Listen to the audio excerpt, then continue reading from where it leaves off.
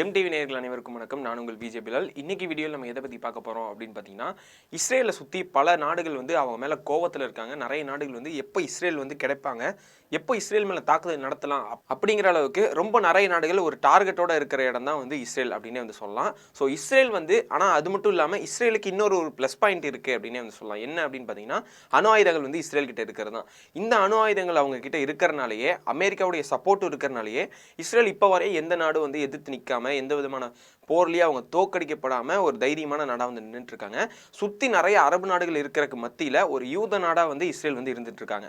அப்படி இருக்கக்கூடிய அந்த இஸ்ரேல் நாட்டில இருந்து இப்போ ஒரு மிகப்பெரிய ஒரு அதிர்ச்சியான ஒரு விஷயம் ஒன்று வந்து வெளியே வந்திருக்கு. அது மட்டும் இல்லாம இப்போ நடந்துட்டு இருக்க இந்த ஈரான் பிரச்சனை மட்டும் இல்லாம மொத்த அரபு நாடுகளையுமே வந்து, அதாவது இஸ்ரேலுக்கு எதிராக இருக்கக்கூடிய மற்ற நாடுகள் எல்லாத்தையுமே ஒரு பயமுறுத்துற விதமாக தான் வந்து இந்த செயலை வந்து நடந்திருக்கு அப்படின்னு வந்து சொல்றாங்க.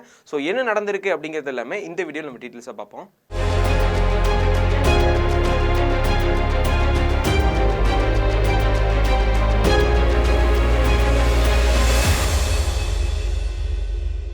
பொதுவாகவே ஒரு நாட்டுக்கிட்ட வந்து அணு ஆயுதங்கள் இருக்குது அப்படின்னு சொன்னாலே வந்து அந்த நாடை பார்த்து எல்லா நாடுகளும் பயப்பட ஆரம்பிப்பாங்க. அதை சம்மந்தமாக ஏதாவது அவங்க ட்ரை பண்ணுறாங்க, அது சம்மந்தமாக புதிய ஒரு டெக்னாலஜிஸு இல்லை அணு ஆயுதங்களை வந்து தயாரிக்கிறாங்க, அணு உலைகளை வச்சு ஏதோ ஒரு டிஃப்ரெண்ட்டாக ஏதோ பண்ணுறாங்க அப்படிங்கிற ஒரு இராணுவ ரீதியாக ஏதோ ஒன்று முயற்சி பண்ணுறாங்க அப்படிங்கும் போதே வந்து எல்லா நாட்டுடைய பார்வையும் வந்து அந்த நாட்டு மேலே வந்து திரும்ப ஆரம்பிக்கும். ஸோ அதே மாதிரி தான் இப்போ ரஷ்யாவாக இருக்கட்டும், அதுக்கப்புறம் வந்து ஈரானாக இருக்கட்டும், இப்போ வந்து இஸ்ரேலாக இருக்கட்டும், எல்லாமே வந்து இதை சம்மந்தமாக தான் பேஸ் பண்ணி போயிட்டுருக்காங்க. இதை தான் வந்து இப்போ இஸ்ரேல் கையில் எடுத்திருக்காங்க அப்படின்னு வந்து சொல்லலாம்.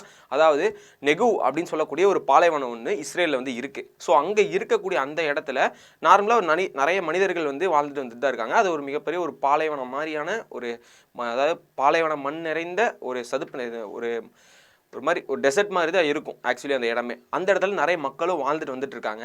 ஸோ அந்த இடத்த இஸ்ரேல் என்னவா வச்சிருக்காங்க அப்படின்னு பார்த்தீங்கன்னா, அணு ஆயுதங்களை வந்து தயாரிக்கிற, அதாவது அணு ஆயுதங்களை வச்சிருக்கக்கூடிய, அதை சோதனை செய்யக்கூடிய, அதை பரிசோதிக்கக்கூடிய ஒரு இடமா தான் வந்து அதை வச்சிருக்காங்க. ஸோ அந்த இடத்துல எதிர்பாராத விதமாக வந்து நிலநடுக்கம் வந்து நேற்று காலையில் வந்து நடந்திருக்கு. ஸோ அது வந்து இருக்கக்கூடிய எல்லா மக்களுக்குமே ஒரு ஆச்சரியத்தை ஏற்படுத்தியிருக்கு அப்படின்னு வந்து சொல்லலாம். சில வினாடிகள் வந்து நடந்த இந்த அதிர்வுனால மக்கள்லாம் என்ன யோசிக்க ஆரம்பிக்கிறாங்க அப்படின்னு பார்த்தீங்கன்னா, அணு ஆயுதங்கள் பரிசோதிக்கக்கூடிய இடமா இருக்கக்கூடிய அந்த இடத்துல அவங்க ஏதாவது ஒரு அணு ஆயுதங்களை யூஸ் பண்ணியிருப்பாங்க. ஸோ அதனால தான் வந்து இந்த இடத்துல நிலநடுக்கம் நடந்திருக்கு அப்படின்னு சொல்றாங்க. ரிக்டர் அளவுப்படி எவ்வளோ நடந்திருக்கு அப்படின்னு பார்த்தீங்கன்னா 4.2 அளவு வந்து அங்கே நிலநடுக்கம் ஏற்பட்டிருக்கு அப்படின்னு சொல்றாங்க.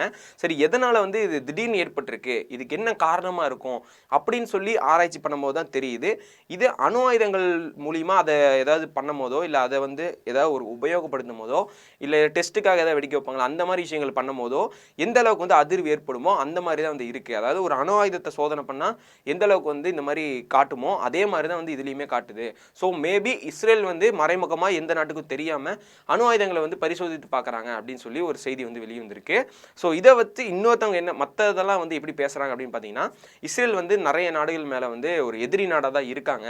அதை நான் முன்னாடியே சொன்ன மாதிரி பல அரபு நாடுகள் இருக்கக்கூடிய அந்த இடத்துல ஒரு யூத நாடாக வந்து அங்கே இருக்காங்க. ஸோ அப்படி இருக்கக்கூடிய இடத்துல இவங்க மற்ற நாடுகளை பயமுறுத்துகிற மாதிரியான விஷயங்கள்லாம் இது பண்ணிட்டு இருக்காங்க. ஏன்னா அணு ஆயுதங்கள் வந்து ஒரு நாட்டுக்கிட்ட இருக்கு அப்படின்னா அதை எப்படி யூஸ் பண்ணணும், அதுக்கான ஒரு ரூல்ஸ் அப்படிங்கிற மாதிரியான ஒரு இது வந்து ஒரு அதனால் ஒரு சர்டிஃபிகேட் அந்த மாதிரி வந்து ஒன்று இருக்குது. அதாவது ஒரு அறிக்கை இல்லை அந்த மாதிரி கூட சொல்லலாம். அதாவது இந்த நீங்கள் வந்து அணு ஆயுதங்கள் உங்கள்கிட்ட இருக்குது, இருந்தாலும் உங்களுக்கு இந்த ரூல்ஸ்லாம் இருக்குது, நீங்கள் அதை மீறக்கூடாது, இந்த மாதிரி தான் இருக்கணும் அப்படின்னு சொல்லி ஒரு செட் ஆஃப் பாயிண்ட் ஆஃப் ஒரு இது இருக்குது. அது வந்து ஈரானுக்குமே இருக்குது, நம்ம நாட்டுக்கு இருக்குது, எல்லா அணு ஆயுதங்கள் வச்சிருக்கக்கூடிய எல்லா நாட்டுக்குமே அது இருக்குது. ஸோ அந்த இதோடைய காலாவதி டேட் வந்து முடிஞ்சு போச்சு அப்படின்னே வந்து சொல்லலாம். அதாவது எக்ஸ்பைரி ஆயிடுச்சு. இன்னொரு புதிய அறிக்கையை வந்து அவங்க, அதாவது புதிய ஒப்பந்தம் ஒன்று போட்டு அதுபடி தான் வந்து செயல்படணும். அது வந்து இன்னுமே போடப்படாமல் தான் இருக்குது. இதே நிலைமை தான் ஈரான்லேயுமே இருக்குது. ஸோ அதனால தான் ஈரான் வந்து இதுக்கு முன்னாடி வந்து இஸ்ரேல் வந்து கொஞ்சம் சேஃப்டியாக பார்த்துட்டு இருந்தாங்க. இதை வந்து திரும்பி, ஏன்னா இதோடைய அந்த ஒப்பந்தம் வந்து முடிஞ்சு போச்சு, இவங்க எப்போ வேணால் தாக்கறதுக்கான வாய்ப்புகள் இருக்குது அப்படின்னு சொல்லி இப்போ நடந்துட்டு இருக்க பிரச்சனைக்கு முன்னாடியே, அதாவது போன வருஷம் டிசம்பர் நவம்பர் இந்த மாதத்துலேயே வந்து இது சம்மந்தமாக பேசப்பட்டுட்டு இருந்துச்சு. இந்த மாதிரி ஒப்பந்தம் முடிஞ்சிருச்சு, அவங்க எப்போ வேணால் தாக்கலாம் அப்படிங்கிற மாதிரியான பேச்சுக்கள்லாம் இருந்துச்சு. அது சம்மந்தமான வீடியோஸுமே நம்ம யூடியூப் நம்ம சேனலில் வந்து போட்டிருந்தோம். ஸோ இது மட்டும் இல்லாமல் இந்த இப்போது, அதாவது இவங்களுக்குமே ஒப்பந்தம் வந்து இப்போ காலாவதியானனால புது ஒப்பந்தம் வந்து இன்னும் போடப்படாதனால இஸ்ரேல் வந்து தாக்குதலுக்கான, அதாவது எந்த நாட்டையும் வேணால் தாக்குறதுக்கான, அவங்க நார்மலாகவே வந்து ஒரு இடத்துல வந்து எங்களுக்கு சந்தேகம் இருக்குது அப்படின்னு சொல்லி அமெரிக்காவுடைய சப்போர்ட் இருக்கிறதுனால எங்கே வேணால் ஈஸியாக போய் தாக்குதல் ஆரம்பிச்சிடுறாங்க. ஸோ அந்த மாதிரி ஏதாவது நடந்துருமோ அப்படின்னு சொல்லி மற்ற நாடுகளை வந்து பயப்பட ஆரம்பிச்சிருக்காங்க. ஈரான் செயலுமே வந்து பயப்பட ஆரம்பிச்சிருக்காங்க. இதை வந்து மெயினாக வந்து ஈரானை மிரட்டுறதுக்காக தான் இப்படி ஒரு செயலை வந்து செஞ்சுருக்காங்க அப்படின்னு சொல்கிறாங்க. அதாவது அணு ஆயுத சோதனை செய்கிற மாதிரி இருந்தால் அவங்க முன்னாடியே சொல்லிட்டு செய்கிற மாதிரி இருந்தாலும் சரி, சொல்லாமல் செய்யும் போது தான் வந்து அதாவது யார் எந்த உலக நாடுகள் எந்த நாடுக்கும் தெரியாமல் மறைமுகமாக செஞ்சு அதை தெரிவிக்கிற மாதிரி தெரிவிக்கும் போது தான் இது அணு ஆயுதங்கள் இவங்க வந்து யூஸ் பண்ணுறாங்க, இவங்க வந்து யார்கிட்டையுமே சொல்லாமல் சைலண்ட்டாக இந்த மாதிரி யூஸ் பண்ணுறாங்க அப்படின்னு சொல்லி ஒரு பயத்தை உண்டாக்கக்கூடிய ஒரு விஷயமா தான் இதை வந்து பண்ணுறாங்க அப்படின்னு சொல்லியிருக்காங்க. ஸோ இதுக்கு அதாவது நெதன்யாகோ இல்லை அவங்க இஸ்ரேல் சைட்லேருந்து என்ன சொல்கிறாங்க அப்படின்னு பார்த்தீங்கன்னா, நாங்கள் இந்த மாதிரி அந்த இடத்துல அணு ஆயுதங்களை வந்து தயார் செஞ்சுட்டு இருக்கிறது இல்லை, அது சம்மந்தமான ரிசர்ச் தான் நாங்கள் வந்து பண்ணிட்டு இருக்கோம், மற்றபடி நாங்கள் எந்த விதமான மிரட்டல் அந்த மாதிரிலாம் எதுவும் கொடுக்கல அப்படின்னு சொல்லி ஒரு ஓப்பனா அவர் சொல்லினாலும் ஒரு மறைமுகமாக தான் அதையுமே வந்து சொல்றாரு வெளியே.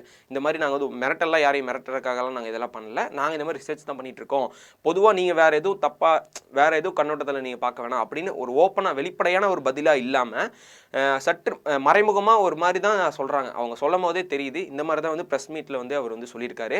ஸோ இதுலேருந்தே தெரியுது அவர் எதுவும் மிரட்டுறதுக்கான இதுதான் வந்து பண்ணுறாரு. மேபி ஈரான் மேலே வந்து தாக்குதலுக்கான வாய்ப்புகள் அதிகமாகவே இருக்குது. அதாவது முழுசாக ஒரு அணு ஆயுதத்தை போடாமல் அது மூலியமாக தயார் செய்த நிறைய ராக்கெட்டாக இருக்கட்டும், நிறைய ஏவுகணைகளாக இருக்கட்டும், ஸோ அதெல்லாம் வந்து யூஸ் பண்ணுறதுக்கான வாய்ப்புகள் அதிகமாகவே இருக்குது அப்படின்னு சொல்லி ரிசர்ச் பண்ணுவதிலிருந்தும் ஆராய்ச்சியாளர்களும் வந்து தெரிவிக்கிறாங்க. ஸோ இந்த விஷயத்தை பற்றி உங்களுடைய ஒப்பீனியன் என்ன அப்படிங்கிறத கீழே வந்து கமெண்ட்ஸை சொல்லுங்கள். இன்னொன்று என்ன அப்படின்னு பார்த்தீங்கன்னா, இப்போ 2026 ஸ்டார்டிங்லேயே வந்து இந்த போர் ஆரம்பிக்கிறதுக்கான உண்டுதல் வந்து அதிகமாகிடுச்சு. இப்போது ஈரானுக்குள்ளே இருக்கக்கூடிய அந்த பிரச்சனையை கொஞ்சம் கண்ட்ரோலுக்குள்ளே கொண்டு வரக்காக அந்த நாட்டு கவர்மெண்ட் வந்து சரி பண்ணிட்டு இருக்காங்க. ஏன்னா இந்த ஏதாவது ஒரு இடத்துல நமக்கு பிரச்சனை நடந்தாலே உடனே உள்ள வர பார்க்குறாங்க. இஸ்ரேல் சைட்லேருந்து என்ன சொல்கிறாங்க இந்த ஈரான் பிரச்சனைக்கு அப்படின்னு பார்த்தீங்கன்னா, அங்கே இருக்கிற மக்கள் வந்து அமைதியை கேட்குறாங்க, அவங்களுக்கு வந்து ஒரு சுதந்திரம் வேணும், அதை வந்து நாங்கள் தருவோம் அப்படின்னு சொல்லி இஸ்ரேலுடைய பிரதமர் பெஞ்சமின் நெதன்யாகு அவர் வந்து சொல்கிறாரு. ஸோ இப்படி சொல்கிறக்கூடியவர் தான் வந்து இந்த போன வருஷமே நம்ம பார்த்துருப்போம், கிட்டத்தட்ட ஒரு 12 நாள் வந்து இஸ்ரேல் ஈரான் பிரச்சனை வந்து நடந்திருக்கும். அந்த இடத்துல அங்கே இருக்கக்கூடிய மக்கள் வந்து நெதன்யாகு வந்து அடிக்கிற மாதிரியாகவும் அந்த அவருடைய உருவப்படங்களை வந்து எரிக்கிற மாதிரியான விஷயங்கள்லாம் நம்ம வந்து பார்த்துருப்போம்.